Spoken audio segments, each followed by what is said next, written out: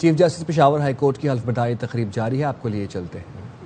My official conduct are my official decisions. That I will preserve, protect and defend the Constitution of the Islamic Republic of Pakistan. That I will preserve, protect and defend the Constitution of Islamic Republic of Pakistan. And that in all circumstances. And that in all circumstances. I will do right to all manner of people. I will do right to all manner of people. According to law.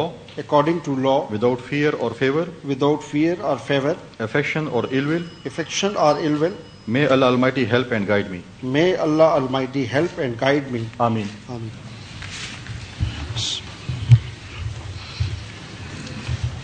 Chief justice Peshawar high court کی تقریب حلف برداری اس وقت جاری ہے. Governor Faisal کریم کنڈی نے ان سے حلف لیا اور تقریب میں وزیر اعلیٰ کے پی علی امین گنڈاپور بھی شامل ہیں، اور آپ کو بتا رہے ہیں ایس ایم عتیق شاہ سے چیف جسٹس ہونے کا حلف لیا گورنر کے پی فیصل کریم کنڈی نے.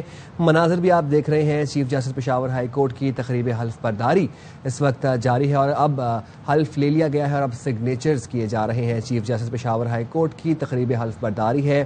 جسٹس ایس ایم عتیق شاہ سے گورنر کے پی فیصل کریم کنڈی نے حلف لیا اور اس وقت آپ مناظر بھی دیکھ سکتے ہیں. تقریب میں وزیر اعلیٰ کے پی علی امین گنڈاپور بھی شریک ہیں. آپ کو بتا رہے ہیں جسٹس ایس ایم عتیق شاہ نے chief justice Peshawar high court کا حلف اٹھا لیا. گورنر کے پی فیصل کریم کنڈی نے ان سے حلف لیا اور اس وقت آپ کو تقریب کے مناظر بھی دکھا رہے ہیں. بنگلہ دیش کے خلاف T20 سیریز کے کر دیا گیا. سائم ایوب، فخر زمان، محمد حارث، خوشدل شاہ ٹیم میں شامل ہیں. حسن نواز، سلمان علی آغا، محمد نواز، فہیم اشرف، عباس آفریدی ٹیم کا حصہ. ابرار احمد، صاحبزادہ فرحان، حسین طلعت، سفیان مقیم اور احمد دانیال بھی ٹیم میں شامل. نسیم شاہ، شاہین آفریدی بنگلہ دیش کے خلاف اسکواڈ کا حصہ نہیں ہیں. ڈائریکٹر ڈومیسٹک کرکٹ خرم نیازی کا کہنا ہے کہ ویسٹ انڈیز کے خلاف اسکواڈ کا اعلان بعد میں کیا جائے گا.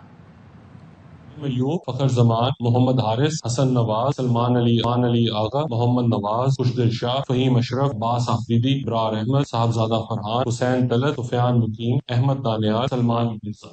یہ 15 نام ہیں جو کہ پاکستان کی ٹیم جو بنگلہ دیش دورے پہ جا رہی ہے اس کے لیے فائنلائز کیے گئے ہیں. یہ T20 کے لیے پاکستان کا اسکواڈ ہوگا. ویسٹ انڈیز کے حوالے سے وہ بھی اگلے چند دنوں میں ہم اناؤنس کر دیں گے ٹیم. جہاں تک ون ڈے اور T20 کا تعلق ہے جو کہ ویسٹ انڈیز کے ساتھ ہم نے کھیلنے ہیں، ان سے ہماری بات چیت فائنل مراحل میں، اور ہم کیونکہ آپ کو پتہ ہی ہے آگے آنے والے دنوں میں انشاءاللہ بلکہ اگلے سال کے آخر اوائل میں ہمارے پاس T20 ورلڈ کپ ہے، تو ہماری کوشش ہے کہ جتنا زیادہ کوئی T20 کے حوالے سے ٹیم کو مل سکے اتنا زیادہ دیا. امریکی صدر ڈونلڈ ٹرمپ کا کہنا ہے دنیا میں جنگیں رکوانے کی مسلسل کوشش کر رہا ہوں. اسرائیلی وزیر اعظم سے ملاقات کے موقع پر میڈیا سے گفتگو میں کہا درست وقت پر ایران سے پابندیاں ہٹاؤں گا. امید ہے ایران پر ایک اور حملے کی نوبت نہیں آئے گی. صدر ٹرمپ نے مزید کہا پاکستان اور بھارت ایٹمی طاقتیں ہیں، دونوں کے درمیان جنگ رکوائی، دونوں کو جنگ کے بدلے تجارت کی پیشکش کی. ٹرمپ نے کہا یوکرین جنگ نہ روکنے پر روسی صدر پیوٹن سے ناخوش ہوں. یوکرین پر بڑے حملے ہو رہے ہیں. We stopped a lot of fights. A very, very big one was India and Pakistan. And we stopped that over trade. And they were maybe at a nuclear stage. They're both, nuclear powers. One of the things we have with Iran is at the right time, take those sanctions off. Give them a chance at rebuilding. Because I'd like to see Iran build itself back up in a peaceful manner. Have scheduled Iran talks and they want to talk. Another strike on Iran. I hope we're not going to have to do that. They want to meet. They want to work something out. They're very different now than they were 2 weeks ago. It's a horrible thing, and I'm not happy with President Putin at all. اسرائیل نے بالآخر غزہ کے زیر قبضہ علاقے خالی کرنے پر آمادگی ظاہر کر دی. اسرائیلی وزیر دفاع اسرائیل کیٹس کا کہنا ہے کہ کل کے بعد غزہ حماس کے بغیر ہوگا. غزہ میں زیر قبضہ 75% حصے میں سے زیادہ تر خالی کر دیں گے. 25% علاقے میں جنگ جاری رکھنا غیر ضروری ہوگا. کیٹس نے اسرائیلی فوج کو ہدایت کی کہ وہ جنوبی غزہ کی پٹی میں رفح کے کھنڈرات پر ایک نیا انسان دوست شہر بنانے کا منصوبہ تیار کریں. یہاں مواسی ساحلی علاقے میں رہنے والے 6 لاکھ فلسطینیوں کو پناہ فراہم کی جائے گی. ان کی اسکریننگ کی جائے گی تاکہ حماس کا کوئی رکن ان میں شامل نہ ہو سکے. فلسطینیوں کو علاقہ چھوڑنے کی اجازت نہیں دی جائے گی. حماس کی جانب سے اب تک کوئی رد عمل سامنے نہیں آیا. غزہ میں جنگ بندی کے لیے اسرائیل اور حماس کے درمیان مذاکرات کا تیسرا دور ہوا. ترجمان وائٹ ہاؤس کا کہنا ہے امریکی خصوصی ایلچی وٹکوف اس ہفتے کے آخر میں مذاکرات میں شامل ہوں گے.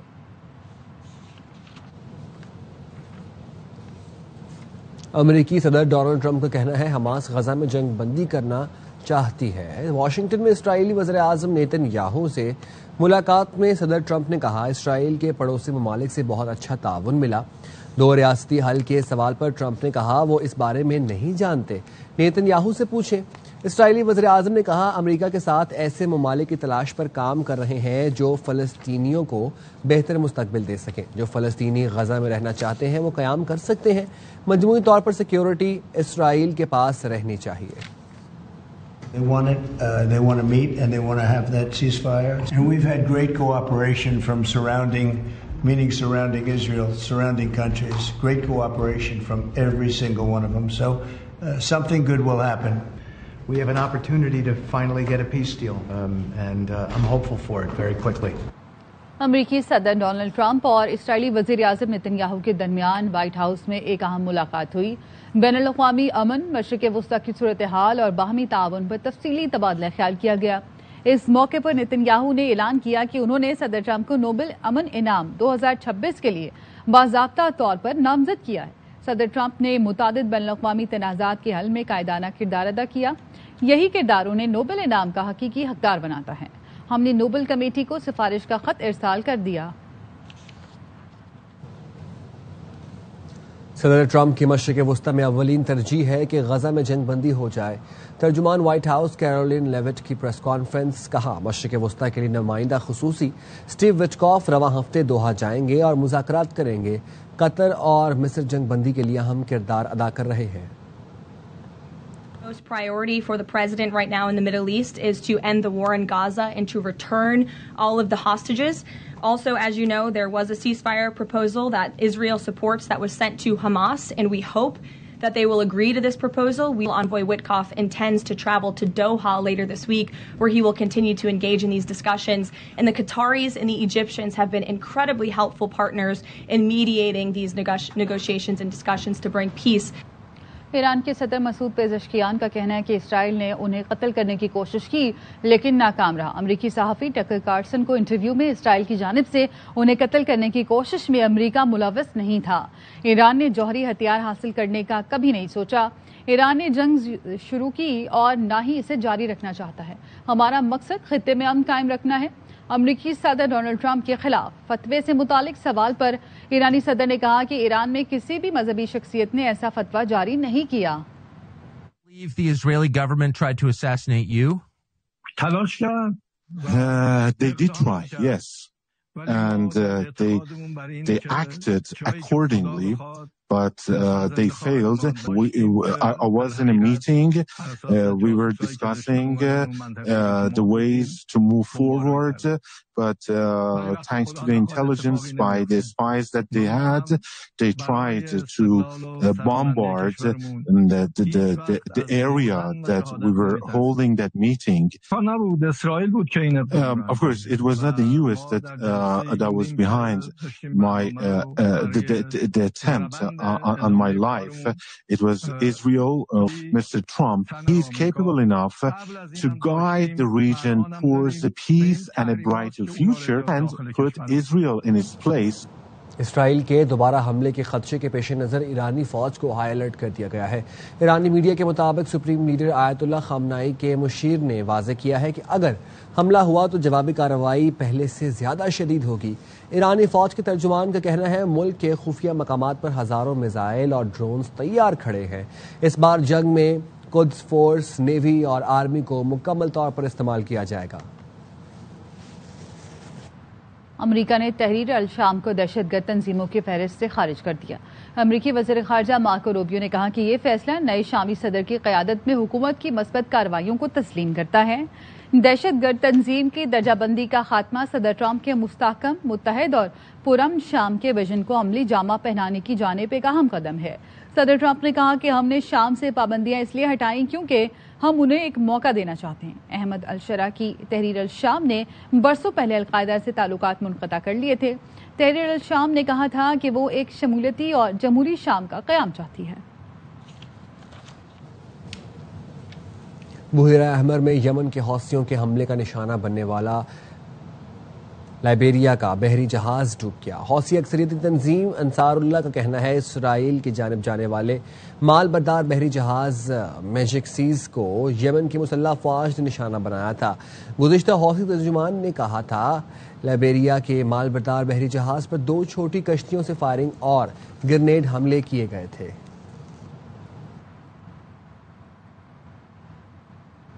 کراچی کے علاقے لیاری میں ایس پی سی اے حکام مخدوش عمارتیں گرانے میں مصروف ہیں۔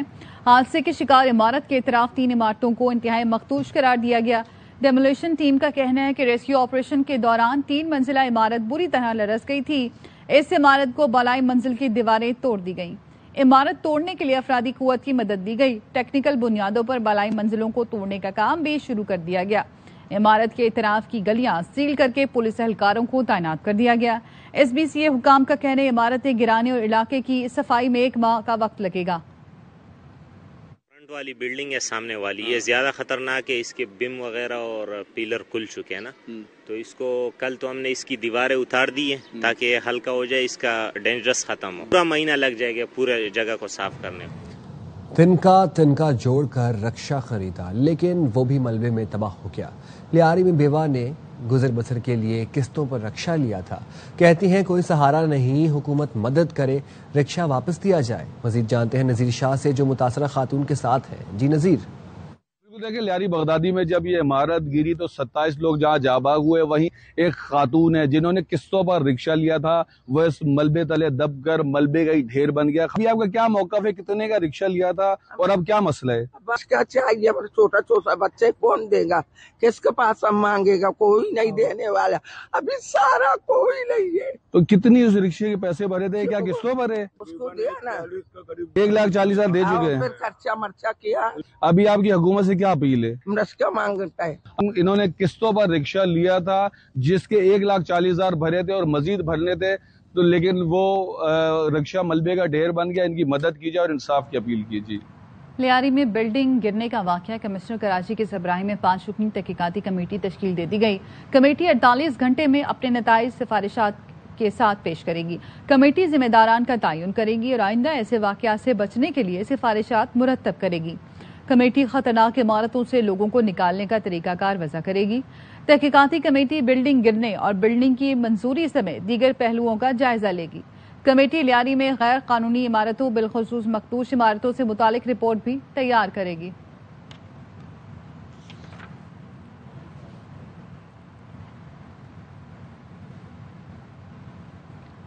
وزیر اطلاعات سندھ شرجیل میمن کہتے ہیں کہ سندھ میں 740 عمارتیں مخدوش جبکہ 51 بہت خراب حالت میں ہیں۔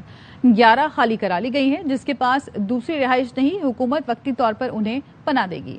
لیاری میں عمارت گرنے کے واقعے پر ڈی جی ایس پی سی اے کو ہٹا دیا گیا ہے۔ کمیٹی 48 گھنٹوں میں ذمہ دار کا تعین کرے گی۔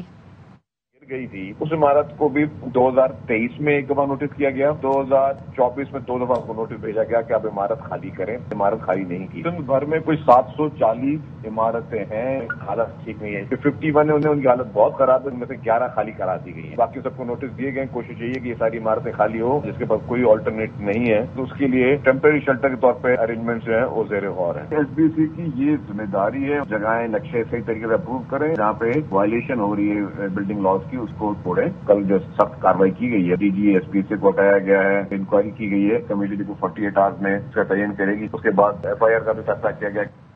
پشاور کے کوچی بازار میں گزشتہ شب گھر میں لگنے والی آگ سے 4 افراد جاں بحق ہو گئے۔ مرنے والوں میں میاں بیوی اور بیٹی بھی شامل ہیں۔ مزید جانتے ہیں ہمارے نمائندے عدنان طارق سے۔ جی عدنان۔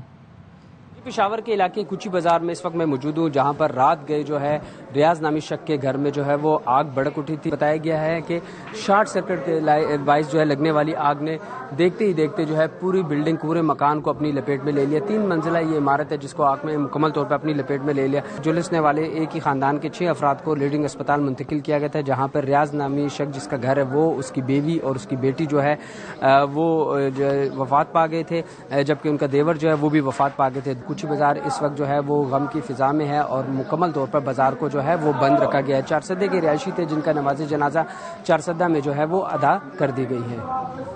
کراچی کے علاقے شیر شاہ کباڑی مارکیٹ کے گودام میں لگی خوفناک آگ بجھا دی گئی۔ لاکھوں روپے مالیت کا پلاسٹک، ربڑ اور دیگر اشیاء جل کر خاکستر ہو گئی۔ فائر بریگیڈ کی 6 گاڑیوں اور 2 باؤزر نے گھنٹوں جدوجہد کے بعد آگ کو قابو کیا۔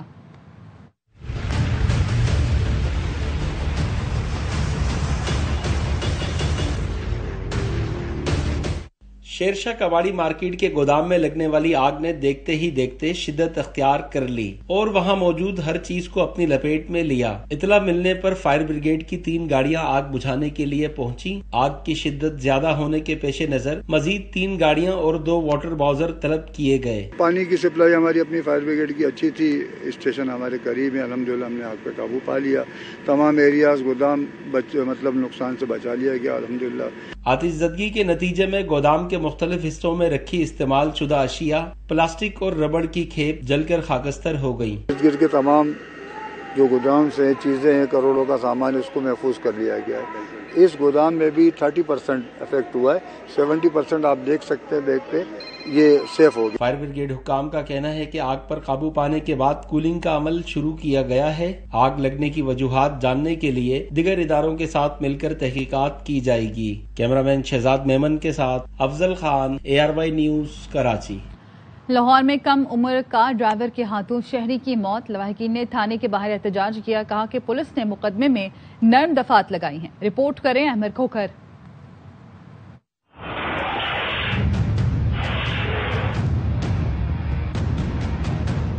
شادرہ ٹاؤن میں رات گئے 14 سالہ ڈرائیور ہاشر نے تیز رفتار گاڑی موٹر سائیکل سواروں پر چڑھا دی،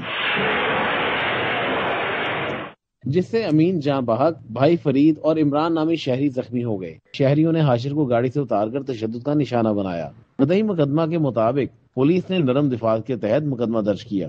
FIR ہو چکی ہے، جس بچے نے حادثہ کیا ہے ہم اس کے ساتھ قانونی طور پہ چلیں گے۔ پولیس کے مطابق ملزم گرفتار ہے۔ گاڑی کا مالک لڑکے کا والد نہیں، مالک مکان ہے، شامل تفتیش کیا جائے گا۔ چوری والا معاملہ تو بالکل نہیں ہے، ان کا اپنا ہی ٹیننٹ جو ہے، بچہ جو ہے وہی گاڑی لے کے چابی لے کے آ رہا ہے۔ خرم صاحب کو بھی تفتیش میں شامل کریں گے۔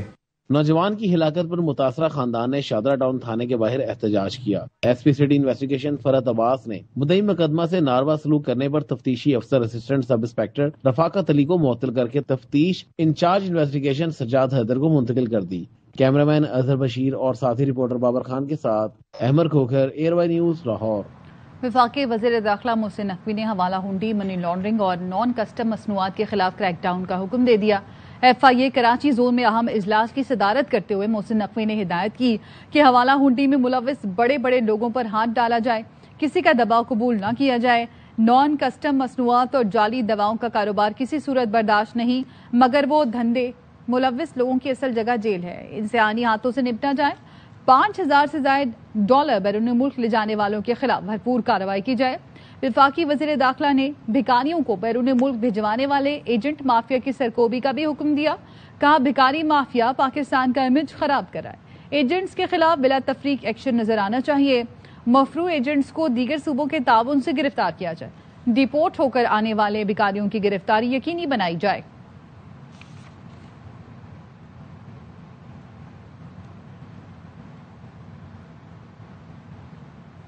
سپریم کورٹ نے پولیس تحویل میں ملزم کے میڈیا کو دیے گئے اعترافی بیان کو ناقابل قبول قرار دے دیا۔ عدالت نے کراچی میں بچے کے قتل کیس میں گرفتار ملزم کو بری کر دیا۔ جسٹس اطہر من اللہ نے تحریری فیصلہ جاری کیا۔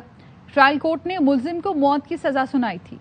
سندھ ہائی کورٹ نے واقعاتی شواہد اور ٹی وی انٹرویو میں اعتراف کی بنیاد پر سزا کی توثیق کی تھی۔ سپریم کورٹ نے کہا کہ پولیس تحویل میں دیا گیا بیان بطور ثبوت استعمال نہیں ہو سکتا، مجسٹریٹ موجودگی لازم ہے۔ رپورٹر کو ملزم تک رسائی دینا اور بیان ریکارڈ کر کے پھیلانا کوئی معمولی بات نہیں ہے۔ افسوس سے کہنا پڑتا ہے ملزم کے بیان کا ترمیم شدہ حصہ بعد میں ٹی وی چینل پر نشر کیا گیا۔ ایسا رویہ عام ہوتا جا رہا ہے اور بغیر کسی روک ٹوک کے جاری ہے۔ اس عمل سے نہ صرف ملزم بلکہ متاثرین کے حقوق کی بھی خلاف ورزی ہے۔ ہر ملزم کو اس وقت تک بے گناہ تصور کیا جاتا ہے جب تک منصفانہ ٹرائل سے مجرم ثابت نہ کر دیا جائے۔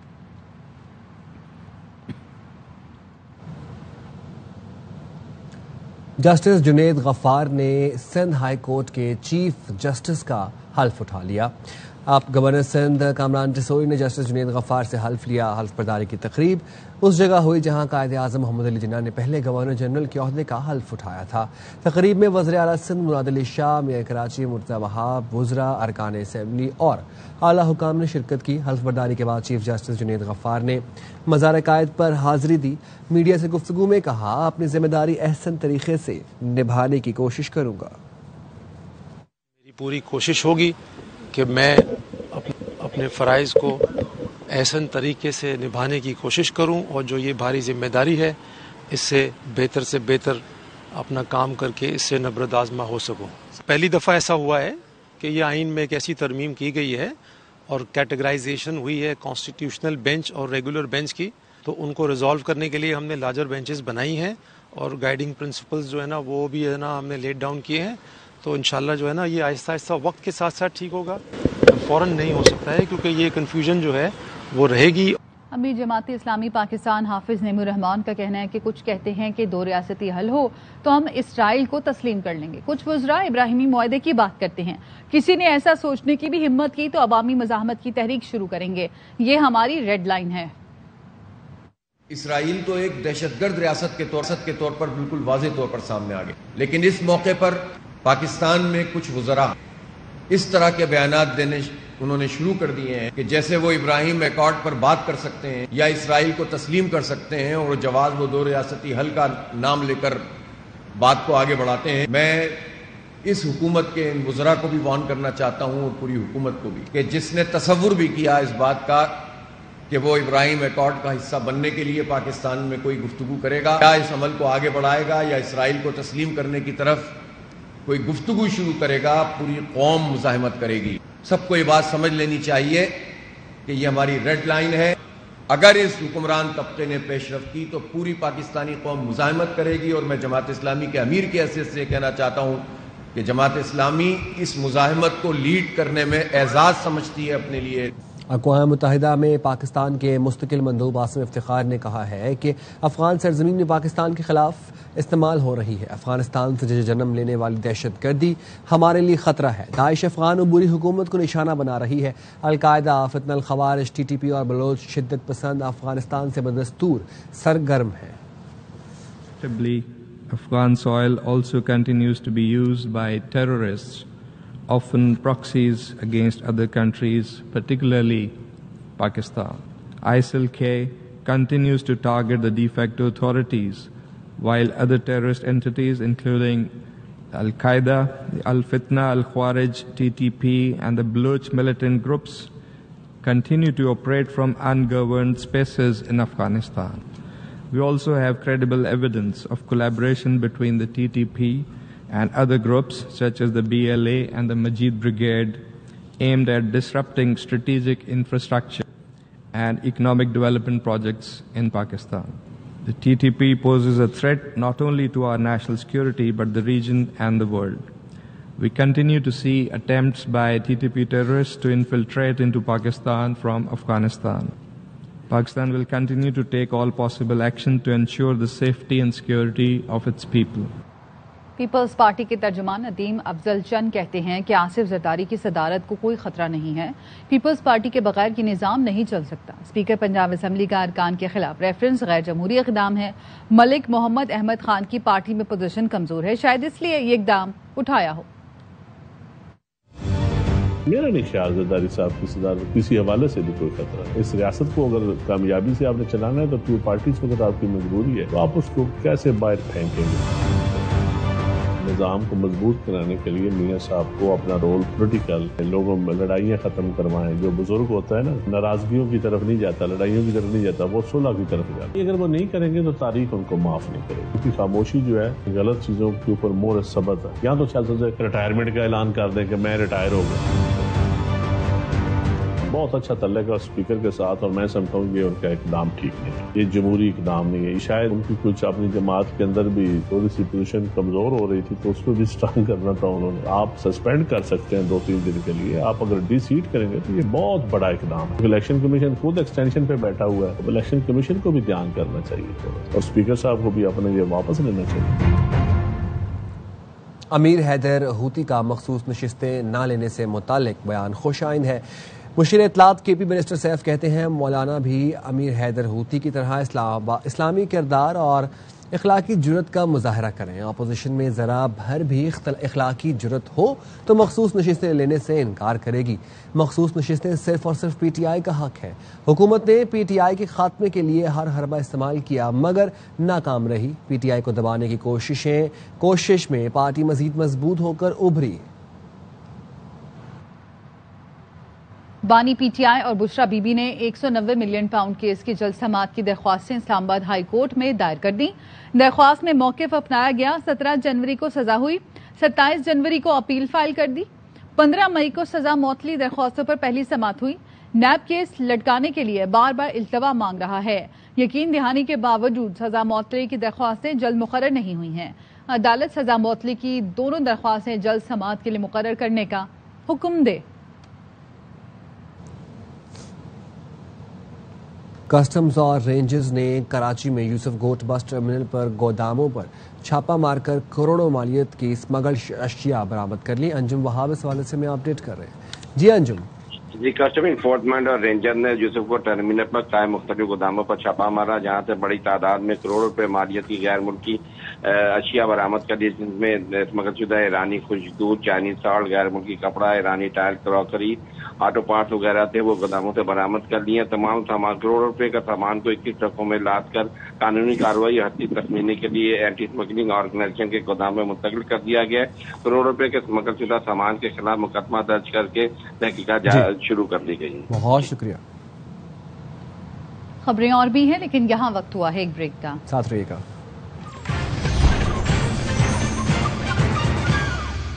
اور یہ رہنما مشال ملک تقریب سے خطاب کر رہی ہیں، آپ کو لیے چلتے ہیں۔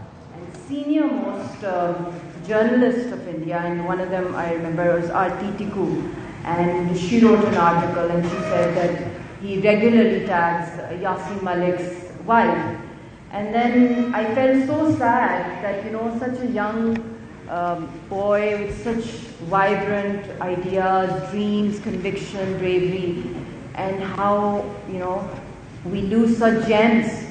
But then again, he gave a new spirit, he gave a new soul, he gave a new vigor.